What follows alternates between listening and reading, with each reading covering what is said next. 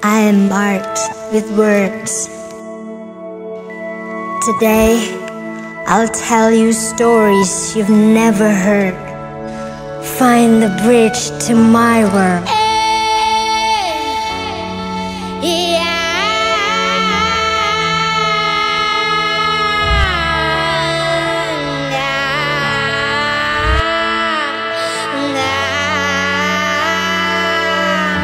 The being of light.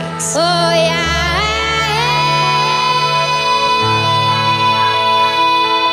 To open your eyes.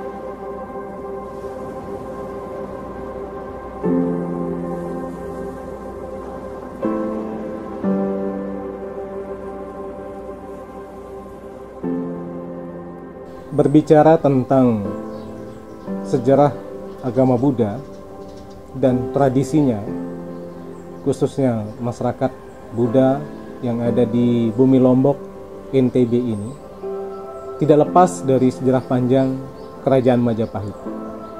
Seperti yang tertulis di dalam Piagam Tembaga yang dimiliki oleh masyarakat Dusun Tebango dan Manggala, yang disebut dengan Piagam Tembaga Manggala, yang terdiri dari 18 pupuh, seperti yang kemudian tertuang di dalam pupuh 1 dan 2. We aku mas lumbedong sari, metu saking bumi Bali, pang eling-eling lalampanku sareng anakku Aji Demen lan Gajah Mada, ring Majapahit cor waringin sungsang.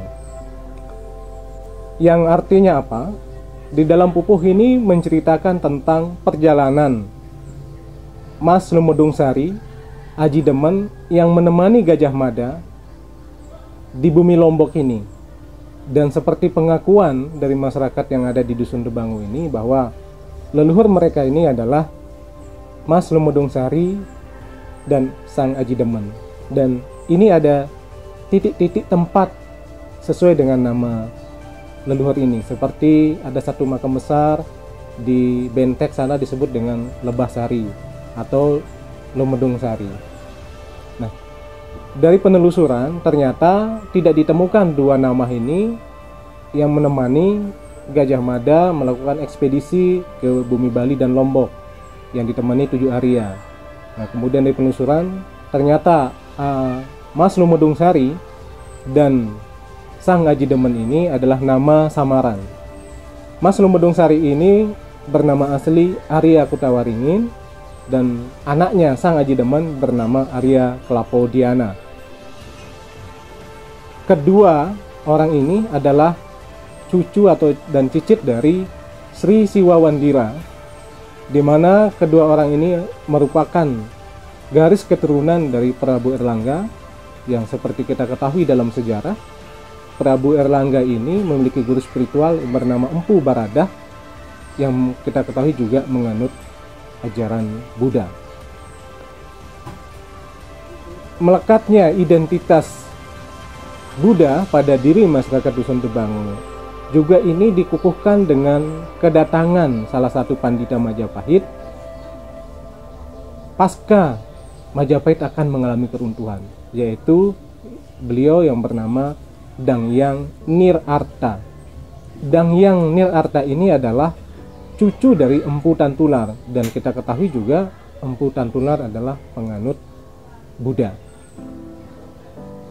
Dangyang Nirarta ini ketika datang di Lombok, khususnya ketika berkunjung di Dusun Tebango ini, kondisi sosial masyarakat Dusun Tebango saat itu lagi mengalami gagal panen dan ditempa berbagai penyakit alam. Sehingga mendengar kedatangan seorang pandita dari Majapahit, masyarakat sini berbondong-bondong dan berkumpul untuk memohon ajaran kepada beliau bagaimana menanggulangi gagal panen dan juga bagaimana mengisi batin dengan ajaran-ajaran spiritual. Nah, proses berkumpul inilah kemudian menjadi cikal bakal lahirnya kata Tebango. Tebango berasal dari kata tebeng yang artinya berkumpul dan ngo artinya memohon. Jadi kata Tebango sendiri adalah merupakan kata dari sebuah perjalanan sejarah yang artinya berkumpul untuk memohonkan ajaran. Nah, ajaran apa yang kemudian diajarkan? Yaitu sebuah ajaran yang ditekankan pada penyatuan pada alam. Bagaimana mengelola alam, menghormati alam, dan juga bagaimana mengembangkan batin. Nah, ajaran ini kemudian di Tebango dikenal dengan Buddha Paksa. Kata Buddha Paksa ini semakin mengukuhkan lagi identitas bahwa masyarakat yang ada di Tebango ini adalah penganut Buddha. Implementasi dari ajaran Buddha Paksa ini adalah seluruh masyarakat ini mempunyai kewajiban untuk menghormati sumber-sumber mata air sebagai sumber kehidupan. Karena memang sebagian besar masyarakat Tebango berprofesi sebagai petani, sehingga air menjadi penting sebagai irigasi. Yang kedua adalah menghormati pepohonan. Nah, di dalam menghormati pepohonan ini juga ada ritualnya yang kemudian dikenal dengan tumpak bubuh. Di samping itu beliau juga mengajarkan tentang tata cara melakukan ritual, misalkan turun tanah atau meda'au di dalam bahasa Tebangonya, yaitu setelah bayi berusia 3 bulan saat turun tanah itu ada ritualnya. Kemudian potong gigi atau mengasah, kemudian pernikahan, bahkan sampai kematian. Ritual-ritual ini sangat lekat dengan alam, di mana di dalam ritual ini menggunakan simbol alam. Sehingga masyarakat Dusun Tebango atau masyarakat Buddha di Dusun Tebango ini sangat lekat dengan alam. Nah, kemudian seiring dengan perkembangan zaman, masyarakat yang ada di sini di tahun 1965-70-an kemudian menyatakan diri secara resmi menganut agama Buddha. Dalam proses mengembangkan diri sebagai penganut agama Buddha ini, mereka kemudian membangun cetia, kemudian berubah menjadi wihara. Itu senantiasa juga tidak melupakan nilai-nilai keluhuran mereka.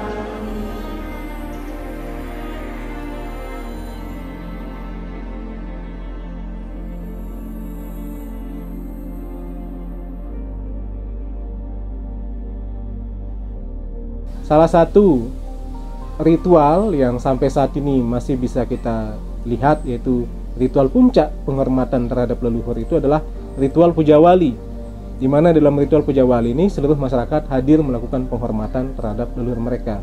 Dan ritual ini tidak bertentangan dengan nilai-nilai kebudaan, karena di persembahan sesajinya saja tidak ada satupun persembahan dari makhluk hidup. Semua murni dari hasil hutan seperti buah-buahan, hasil pertanian, hasil kebun. Jadi ada padi, kemudian ada beras dan segala macamnya. Jadi pure atau murni ritual ini mempersembahkan sesuatu yang tidak berhubungan dari penyiksaan makhluk hidup, sehingga dapat kita asumsikan bahwa ritual ini sangat selaras dengan nilai-nilai yang ada di ajaran Buddha. Kemudian masyarakat Dusun Tebango ini yang kemudian terpecah menjadi dua, yaitu satu dusun lagi bernama Dusun Jeliman Ireng yang ada di atas bukit, dan satu lagi Dusun Tebango yang dekat dengan lautan. Nah, dari waktu ke waktu agama Buddha yang ada di dusun ini berkembang. Seperti dusun Jelimanireng misalkan, yang dulu hanya 25 kakak, sekarang berkembang menjadi 76 kakak. Jadi sudah sampai pada angka 300 lebih jiwanya. Kemudian masyarakat yang ada di dusun Tebango, yang mungkin dulu hanya 100 kakak, sekarang sudah mencapai 300 kakak, hampir 1000 jiwa. Artinya bahwa mereka berkembang, masyarakat ini berkembang dengan nilai-nilai kearifan lokalnya, juga dengan identitasnya yang melekat pada mereka sebagai penganut agama Buddha. Nah, dapat kita tarik kesimpulan bahwa sesungguhnya antara tradisi, budaya, kultur, dan nilai-nilai kebudayaan ini bisa berjalan, di mana satu sama lain saling mengukuhkan. Nilai-nilai kearifan lokal menjadi benteng pertahanan masyarakat Buddha Tebango ini untuk tetap mempertahankan agama Buddha, dan nilai-nilai ajaran Buddha mengukuhkan mental, spiritual, dan kemoralan masyarakat yang ada di dusun Tebango itu sendiri. Sehingga perpaduan antara tradisi, budaya, dan nilai-nilai ajaran Buddha ini menjadi satu alat yang kemudian mengembangkan agama Buddha yang ada di dusun Tebango. Bahkan tidak terjadi di dusun ini saja, tetapi hampir di setiap dusun yang ada di Pulau Lombok ini, di Provinsi NTB ini, agama Buddha yang berkembang saat ini adalah sebuah masyarakat Buddhis yang kuat terhadap nilai-nilai budaya, namun juga kuat dalam pelaksanaan ajaran-ajaran Buddha. Nah, salah satunya di momentum Waisak kali ini, misalkan di Wihara Jawijaya di dusun Tebango, masyarakat mengisi kegiatan Waisak ini itu dengan memperdalam nilai-nilai kebudayaan lewat kegiatan kebaktian dari pagi sampai malam, kemudian kegiatan bermeditasi, membaca ayat-ayat suci Dhammapada, sampai kemudian pada kegiatan uposatha yang dilakukan selama 1 bulan penuh ini sebagai bentuk wujud dari rasa cinta kepada ajaran Buddha. Nah, di samping itu juga masyarakat juga melakukan ritual terhadap leluhurnya yang merupakan warisan dari leluhurnya, yaitu puja purnama dan puja bulan gelap, yaitu dengan mempersembahkan atau unggah sesaji kepada titik-titik yang dianggap sebagai simpul-simpul perlindungan di dusun ini, di mana di dalam ritual ini dilakukan persembahan sesaji. Sekali lagi, tidak melibatkan sesaji dari pembunuhan makhluk hidup, hanya buah-buahan, bunga, dupa, dan lain sebagainya. Dan di ujung unggah sesaji selesai, masyarakat Buddhis di sini membacakan salah satu sutta dari ajaran Sang Buddha yang memiliki relevansi dengan ritual ini, yaitu Ratana Sutta. Sehingga kondisi ini kemudian sebagai sebuah kabar baik bagi kita bahwa perkembangan agama Buddha di Lombok yang berkembang cukup baik ini tentunya tidak lepas juga dari kekuatan penghargaan terhadap tradisi, budaya, dan nilai-nilai kearifan lokalnya. Begitu pula sebaliknya, berkembangnya kualitas mental spiritual umat Buddha di bumi Lombok ini juga tidak lepas dari ajaran-ajaran yang telah diwariskan oleh Buddha melalui agama Buddha saat ini.